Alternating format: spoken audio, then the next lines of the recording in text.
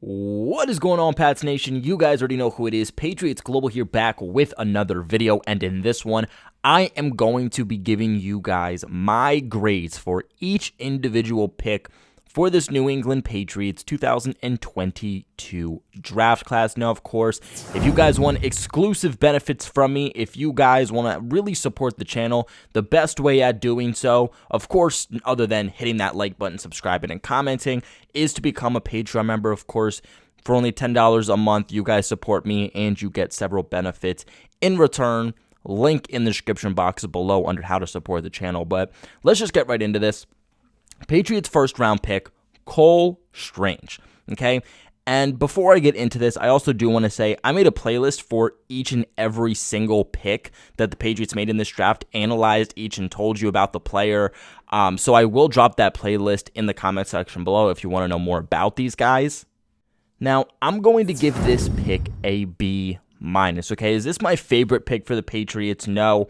If you were there during the live stream, you would know that me, the Patreon members, we were very, very surprised to see the Patriots go this route. During my pre-draft kind of process here, I told you guys I'm personally not a big fan of going guard in the first. I just don't think the value for a guard in the first is there, unless it's like a Quentin Nelson. It's a guy with, you know, a tremendous amount of versatility. I did say, look, if you're really going to pick a guard in the first round, make sure you do it at the end of the first. And I guess you could say the Patriots kind of did that with trading down from 21 with the Chiefs. I'm so confident in this team, and they've proven it several times to develop offensive linemen later in the draft. And you can even get a guy in the second or the third, and it'd be reasonable. I just think for the value that a guard is going to give you, they're really not going to move the needle all that much. So I'm just not a big fan of going guard in the first round. And that's a big reason why this is getting kind of a B-. Yeah, that's why it's not so much higher. It really does come down to value and where the Patriots got him. I will say this wasn't a great interior class for the offensive line. This wasn't a great guard class. This was a much better tackle class for the offensive line. And these offensive guys, these interior guys, were going off the board a lot quicker than I think any of us assumed, which could be part of the reason why the Patriots decided to trade down and pick up Cole Strange in the first round.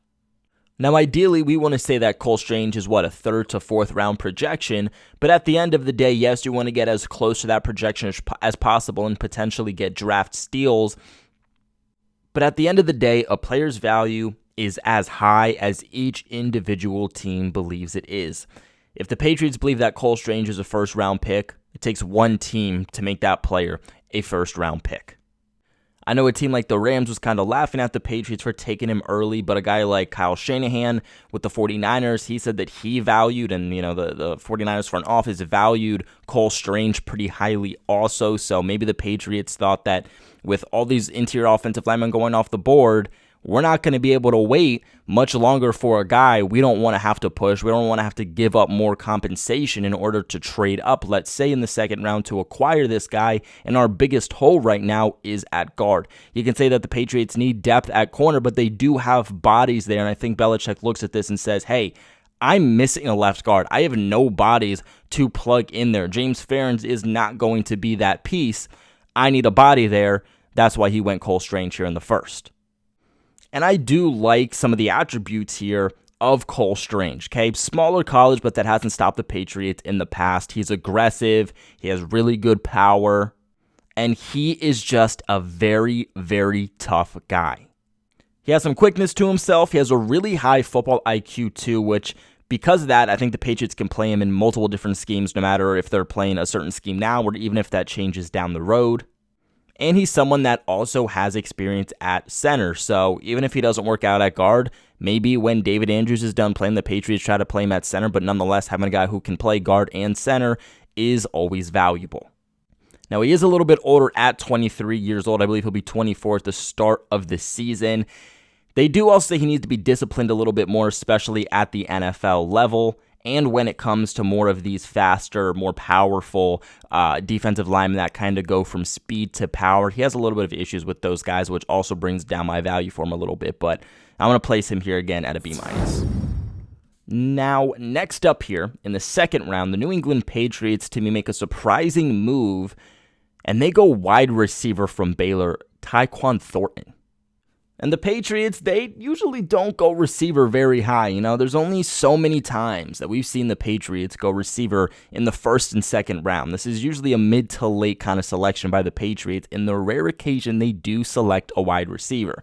Now, some people do think that Taekwon Thornton was a push for the Patriots. They did also trade up for him in the second round. He was a guy that people had projected as about a third round selection. But here's what I will say about that. Speed kills, right? He's the fastest receiver in this draft, fourth fastest since 2006, which is going to be faster than, you know, these past speedsters the Patriots have recently had within this system. You know, he's going to be faster than Nelson Aguilar. He's going to be faster than Brandon Cooks. He's going to be faster than Philip Dorsett. And again, at the end of the day, no matter what position you are in football, speed absolutely kills. And we see that, especially with this new kind of transition to NFL offenses with speed kind of playing guys, not just on the perimeter, but especially speed within the slot. You look at a team like the Chiefs, they were big on speed with Tyreek Hill. You look at the Miami Dolphins, who last year in the draft picked up Waddle, who was a big piece for them in his rookie season, and now also have Tyreek Hill too. Receivers also started to fly off this board, and the receivers definitely did not go in an order that kind of the projection ultimately had them going. These receivers really went off based off of team fit and scheme fit, how each individual team felt the receiver would fit in their scheme, and rightfully so. Now, two teams that were right behind the Patriots, right? This is why the Patriots had to trade up, because there were two teams that if they did not trade up, were selecting before them, that is the Steelers and the Chiefs. Now, Taekwon Thornton has a lot of ties back to the Steelers, and again, we know the Chiefs just got rid of Tyreek Hill. They love speed at the wide receiver position. Two of them, the Steelers and the Chiefs, could have looked to potentially take Taekwon Thornton, which could explain why the Patriots decided, hey, we need to trade up if we want to acquire this guy. No doubt that the Patriots definitely needed some wide receiver help. I do think it was a little bit more of a luxury need than an ultimate need for the team, but hey, I think you can say that you're a lot more comfortable with the weapons in this offense heading into this 2022 season. The Patriots needed speed and they needed a perimeter guy, and they get a 6'3", 181-pound wide receiver. And this is a guy who may not be the Patriots' ultimate type of wide receiver, which is why ultimately I didn't have him on my board for the Patriots. I was surprised they didn't go with a guy like Sky Moore, who would have been good value, or a couple of other wide receivers, Khalil Shakir, But this guy, especially for his size, has a very big wide catch radius, a very short-handed wide receiver with a 4% drop rate this past season. Runs an okay route tree. Doesn't have a lot of routes. I think that's one area of his game that's going to have to be kind of updated here, is going to be the amount of routes that he can run. I don't think he's a bad route runner, though, which the Patriots really do like. I think he has really good timing with his catches, especially in traffic, and is also very willing as a run blocker. Again, a guy that was supposed to go in the third to fourth round, you can say, hey, maybe this was a little bit of a push for the Patriots, but teams really value speed. Two teams were above the Patriots that needed a wide receiver. And if you want a deep guy, you want a guy that's going to give you splash plays, this is a guy that's going to do it. So I'm going to again give this one a B. Now, next up here, one of my favorite picks of this entire draft, the New England Patriots select in the third round Marcus Jones, cornerback out of Houston. I had him as a top 10 cornerback in this draft. And I'm going to give this one an A-. I think maybe that's going to be a little bit high for some people, but I really, really like this pick in every single aspect for the Patriots. I was going between a B+ and an A-, but I'm going to give this one an A-, especially for the value that he's going to give you on special teams. Obviously, the biggest knock on this guy is going to be his size, especially transitioning at the NFL level, 5'8", 174 pounds. That's very small, okay? That's very, very small. But he's a guy that's going to play mainly in the slot, okay? This isn't going to be your perimeter cornerback that's going to be going up against, 6'4" wide receivers. To put this into perspective, this is your Jonathan Jones. This is your Jonathan Jones replacement. And although he is not as tall as Jonathan Jones, he's a couple inches off, he still is going to fill that role very well. Very, very fluid. I think he has very impressive speed also, which if you're going to get rid of Jonathan Jones, move on from him at some point, he's in contract year, you definitely want a guy who's going to have speed. within the slot. We saw last year, Miles Bryant didn't have that speed, and it really, really killed him. Like I mentioned earlier in this video, with a lot of teams kind of transitioning to speed within that slot offensively, you want a guy who's going to be able to keep up with that speed, and Marcus Jones, without a doubt, is going to be able to do that. Now, for a guy of his size, 5'8", again, 174 pounds, you don't see a lot of those guys super willing to constantly be around the ball, come up from any position they're playing defensively, and contribute in the running game. But Marcus Jones does that. He loves to be around the ball, and he loves to be involved with helping stop the run. I'm a big fan of his ball skills and athleticism. Ideally, again, that size, it's not ideal. And you want a perimeter guy. The Patriots need a perimeter guy, which is probably my biggest knock, is the size and the fact that he can't play perimeter at all. But he's also going to give you, again, that special teams value, which I think is really going to be what puts him over the top. Whether the Patriots decide to use him as a kick returner or punt returner, I believe he had about 9 total touchdowns for a return as a return man on special teams. We'll see where the Patriots decide to play him, if it's just one unit or both units. But you got rid of Gunnar Olszewski. You need another guy in the building that's going to do so and be dynamic. And this is the guy to do so. You have not had a guy this dynamic as a returner since Cordero Patterson. I mean, he tailed over 2,000 kick return yards between him playing in Troy and Houston. Now, next up here, the Patriots decided to go back-to-back corners. Round 4, Jack Jones, cornerback, Arizona State. And a lot of people probably aren't going to agree with me on this one, and I really, really hope I'm wrong on this one, but I'm going to give this one a D+. In fact, actually, we're just going to roll with the D on this one. I'm just not a big fan of Jack Jones. Patriots get him here in the 4th round. I think there was much, much better players that the Patriots could have gotten, true outside perimeter guys. You just got your slot guy. You need perimeter guys. Why not go get a perimeter guy like Zion McCollum, who, without a doubt, has way more potential than Jack Jones. Now, Jack Jones is also a guy who was a late round projection, so another push here by the Patriots, and some teams said, hey, we didn't even have Jack Jones on our board. So the fact that, again, some teams didn't even have them on the board, and the Patriots are kind of pushing here for him in the 4th, you don't love it. Now, he's also only about 5'10", and only 175 pounds. I heard some people say, hey, Patriots Global, this is like J.C. Jackson, especially when it comes to their height, they're not that far off. J.C. Jackson was 6'1", so I'm not sure where that kind of comparison comes in. And then other people said, those comparisons really come in with the off-the-field issues.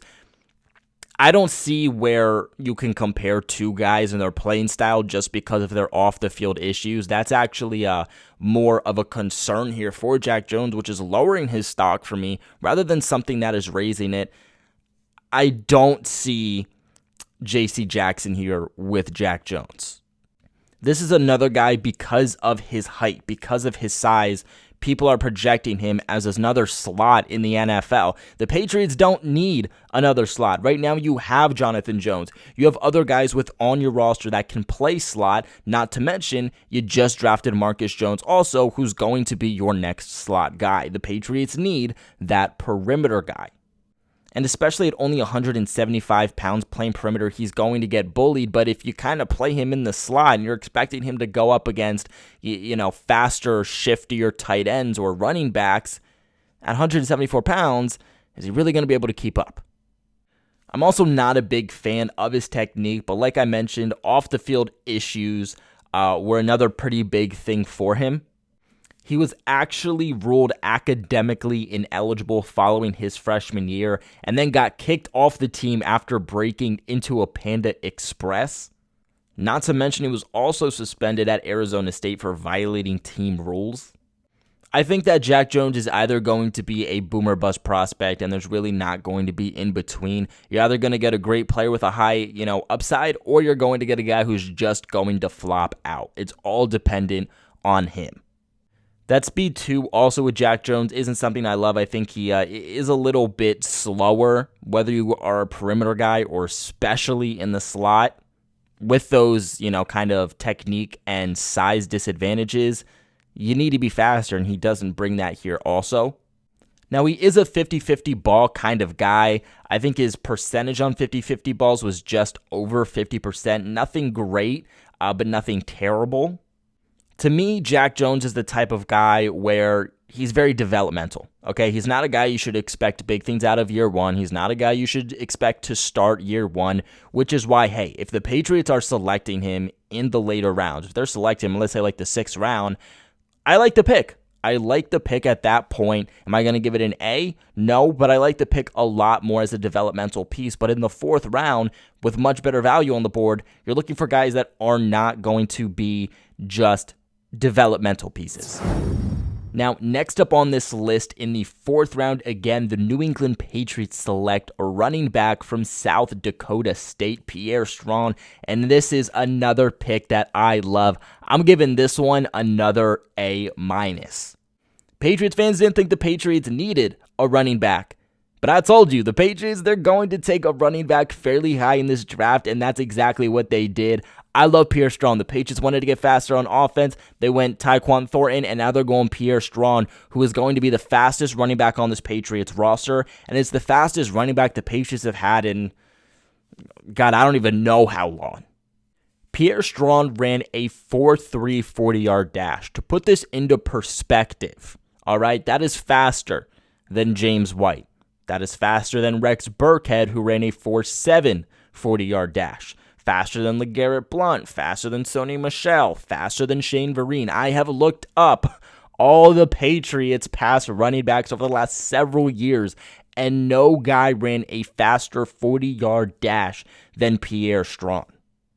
Now, his game is going to be a little bit more different than we are used to seeing, especially from the Patriots the last couple of years. This isn't going to be your ground and pound power back, like your Damian Harris or Ramondre Stevenson. It's going to be an elusive guy. Very fast. He's going to run through guys, but this is also the type of guy where you get him into open space, you get him his blocks, and he can go off for a 60, 70-yard touchdown. Once you get him into space and he can get going, he's out. Versus guys like Damian Harris or Ramondre Stevenson or even James White, who we see getting, good 30, maybe 40-yard runs sometimes, but they don't have that speed to kick it into second gear and kind of go for that long touchdown and beat defensive backs. Strong is going to give the Patriots a different dynamic that they currently have within the running back room, which is why I think that he's going to be a day one starter for this team. I also really, really like his ability as a pass-protecting running back to pick up blitzes, to help Mac Jones out at pass protection, and honestly might come in as the Patriots' best blitz pickup running back straight off the bat.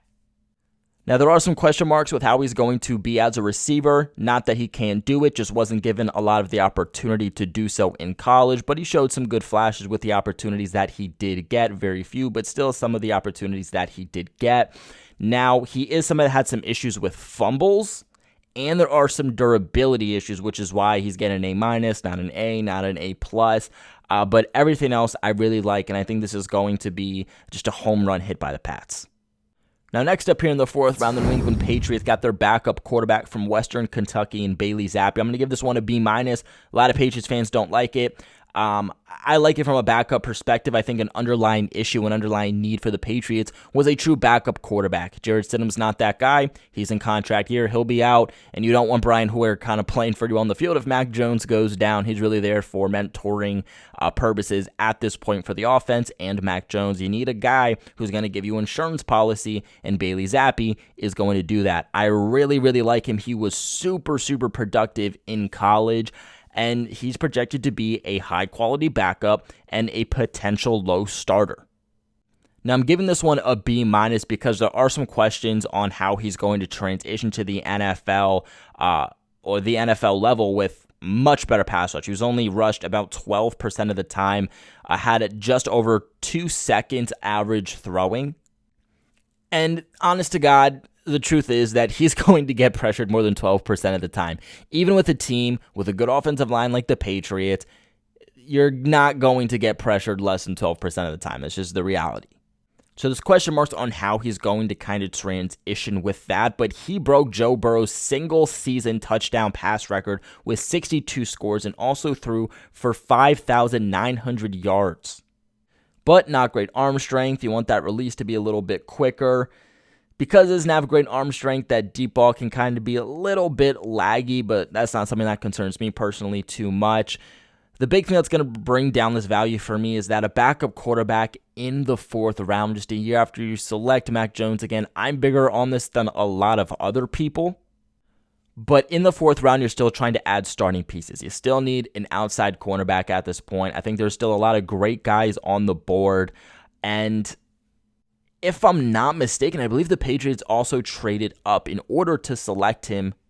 And with starters and difference makers still on the board, like, you just wish that's a route that the Patriots would have gone with, especially with quarterbacks just not flying off the board at all this year.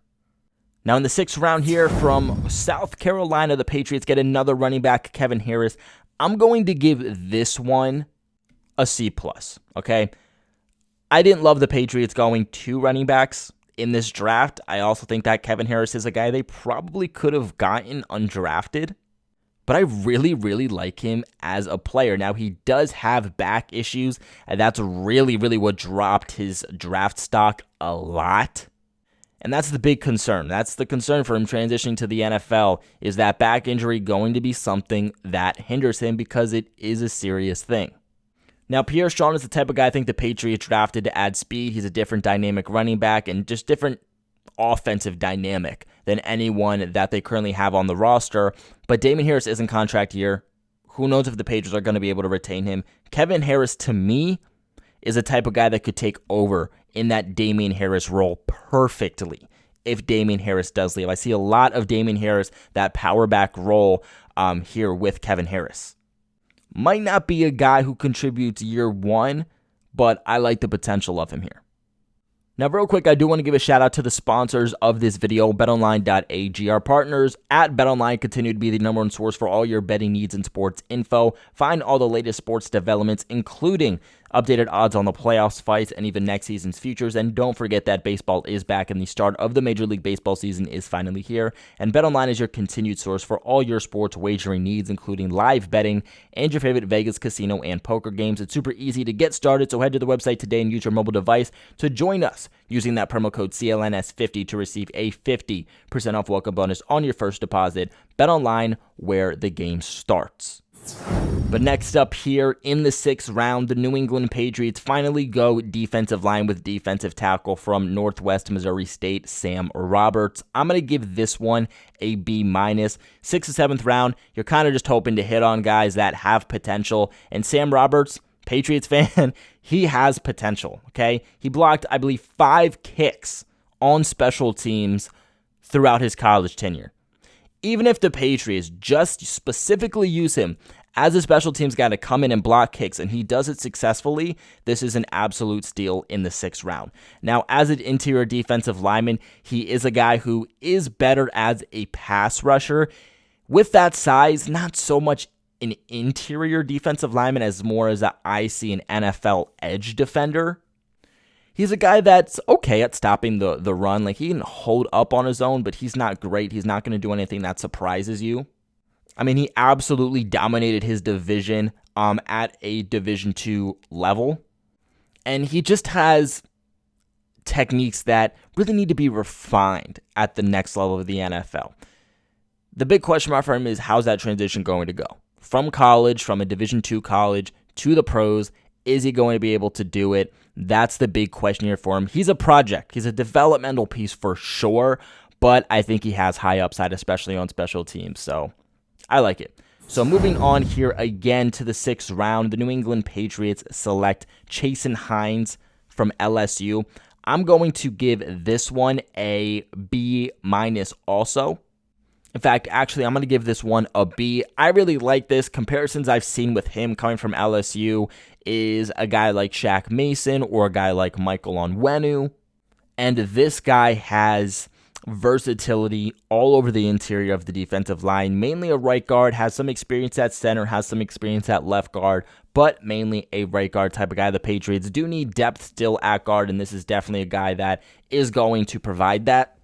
6'3", 327 pounds. This is going to be a big guy, and I think this could be a potential steal for the Patriots also. He had an average draft projection of going 190, so I think the Patriots also got good value here.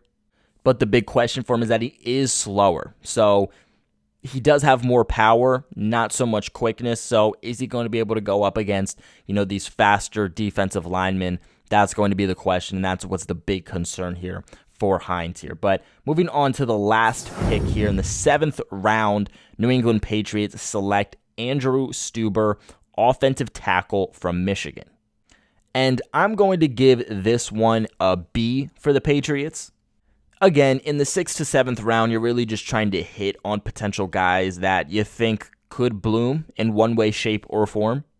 I don't love that the Patriots went tackle so late, but I'm glad that they went tackle, period, and they finally got a guy from Michigan. High IQ guy who I'm sure the Patriots love because he has a high IQ. Good patience, good mental processing. He is a guy who is a little bit smaller. They do think that at the NFL level, he's going to be more of a guard, an interior guy. I think the Patriots will still keep him at tackle. He's a guy who has shorter arms too, which is also why they project him to be an interior guy. But, Michael Onwenu is another guy who had short arms, and he plays tackle perfectly fine. But at 6'7", 325 pounds, I do believe that he is a guy who can definitely play tackle at the NFL level. He's very good at still playing in a pass-heavy or run-heavy offense. I think that he's someone who does excel a little bit more as a pass blocker. Biggest thing I don't like about this is that he's a guy who's going to play on the right side of the offensive line. Ideally, I wanted a guy who's going to be a left tackle project for the Patriots. Now, obviously, with Isaiah Wynn and Trent Brown, these are both guys that deal with injury history. You need experience, depth behind both of those guys in case one of them goes down, but the Patriots signed Trent Brown to a 2-year extension this offseason, but Isaiah Wynn, your left tackle, arguably the most important position on the offensive line, one of the most important positions in football, he's going to be a free agent at the end of the season, and like I mentioned, he has a lot of injury history also. Stueber's not going to give you left tackle potential. He plays at right tackle and has played a little bit at right guard, meaning that he's going to be someone who can kind of transition for a Trent Brown if he goes down, maybe a really good swing tackle, plug in at guard if need be, but he's not going to give you that versatility if, let's say, an Isaiah Wynn goes down. Good value, though, here for the Patriots as he was projected to go 191st overall. I think this is going to be a guy that either booms in the NFL or just absolutely busts. But overall on this draft, I'm going to give the Patriots a C+. I don't think this was a terrible draft like a lot of people do. I don't think they failed this draft. It definitely wasn't a great draft, though. It definitely doesn't compare to last year. The Patriots took a very different approach this offseason with the draft. A very different approach, and we're going to have to see if that's going to benefit them or if it's going to bite them in the butt. But these are my thoughts. These are my grades on this Patriots 2022 draft class. What are your guys' thoughts? Let me know in the comment section below. Remember to leave a big like on this video and subscribe to the channel for all of your New England Patriots news. Like always, though, I appreciate you guys for watching, and go Pats.